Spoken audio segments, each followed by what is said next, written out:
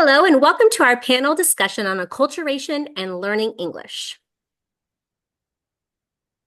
We kindly request your attention for a brief moment in the spirit of transparency and utmost respect for our community. We have some information we'd like you to read on this disclaimer screen.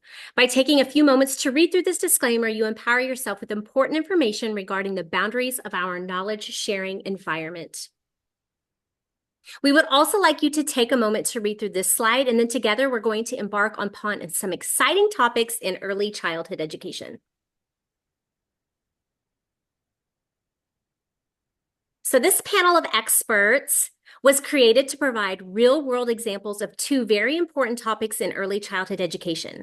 The topics of discussion today will be challenges and issues involved in learning English and possible ways to help students who are going through the rejection phase of acculturation. All right, so let's go ahead and get started. Dr. Lopez, would you like to introduce yourself?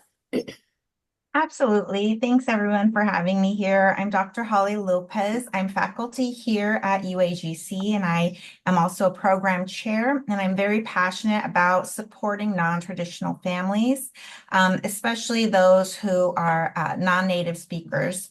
So I'm looking forward to partaking in today's discussion.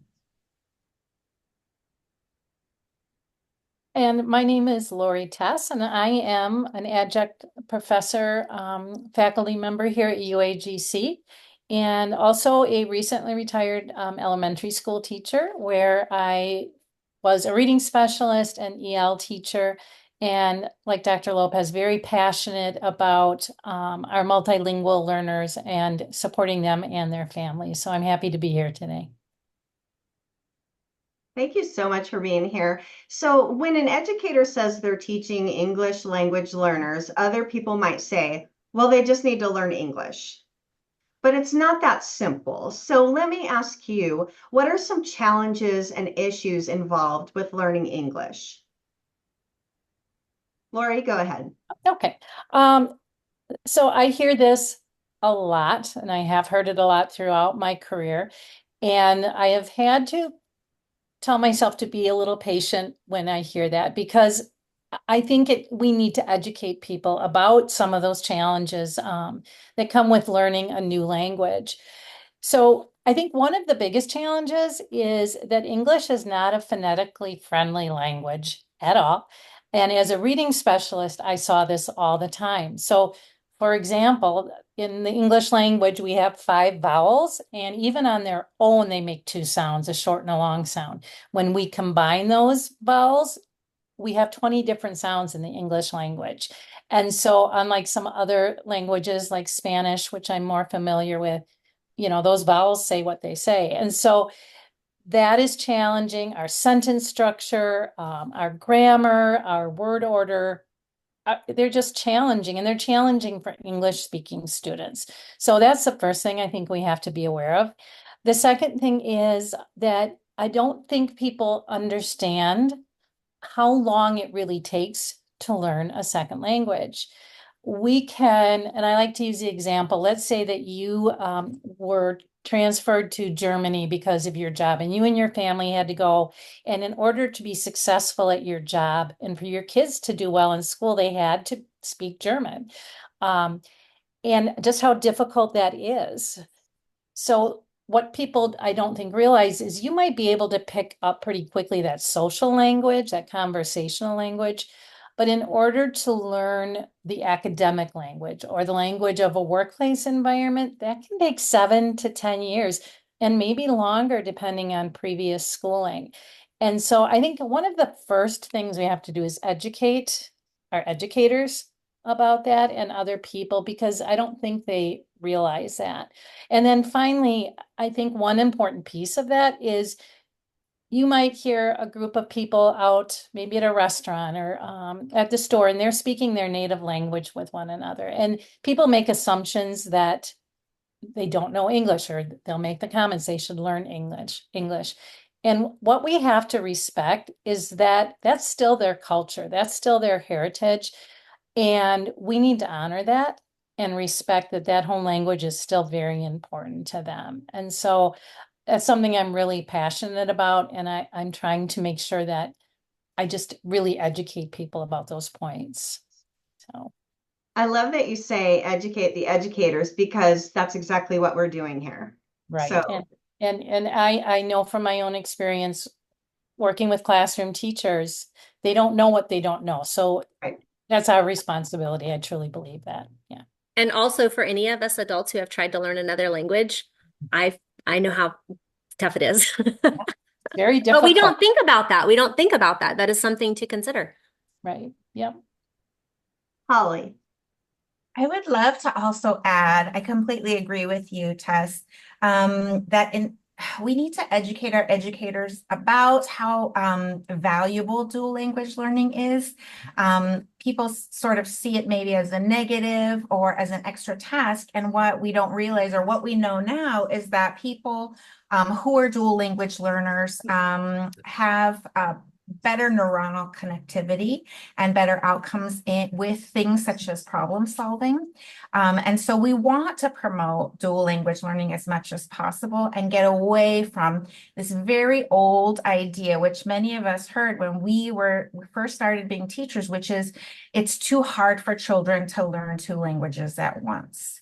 And that's not correct, right? Now we have the research that shows actually, a child may be in a silent phase. They're taking in information. They're still learning, and you're not hurting their development by exposing them to two or more languages at one time.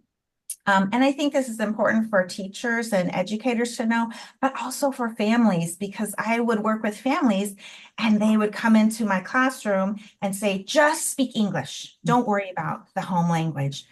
And I want to say, no, there's a role for both languages here in this classroom. And not just to support identity development, but to support cognition and neuronal development, right? Brain development. So I think that there's room for lots of education in different areas. Those are great things to remember. Okay, so we're ready for our second question, and Laura, you'll go first. What are some ways to help students who are going through the rejection phase of acculturation? I think again, I'm going to go back to the first thing we have to do is make teachers aware of what that is, because I know when I first became an EL teacher, I wasn't familiar with that phrase. And over the years, it's different in different districts, but in my district, we have had a lot of newcomers. And so I am seeing more of that rejection of the new culture. And I think what we have to be aware of is that many of our students who are newcomers are coming with a lot of trauma involved in their journey here. And that's compounded by trying to become part of a new culture. So I think first we have to make teachers aware that this is something that's a real thing. And then I think we have to know what that might look like, because a lot of times the behaviors the students exhibit, people think they might be, just defiance or behavioral issues. So we might see things like sadness, depression, shutting down, refusal to cooperate, crying, frequent illness, and those can look like a lot of other things. But if we have a newcomer who's doing that, we need to dig a little deeper. So I think one of the ways we can help our students is to dive deep a little bit into their story and find out about their culture and their journey. And then I think as we begin to work with that student, the number one thing is creating a nurturing and compassionate environment. They need to feel safe.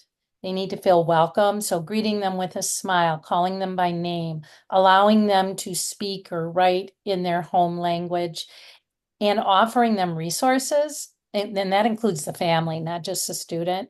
And then keeping the correct people in the loop, the guidance counselor, the school psychologist, because as I said, a lot of these students are coming from some real trauma, and that's exacerbated by the fact that they're trying to adjust to a new culture. So just being as compassionate and kind, as welcoming as we can be. Holly. I love, Tess, that you talk about really supporting children's identity holistically, right? So there's a team approach to it. I think that's so important.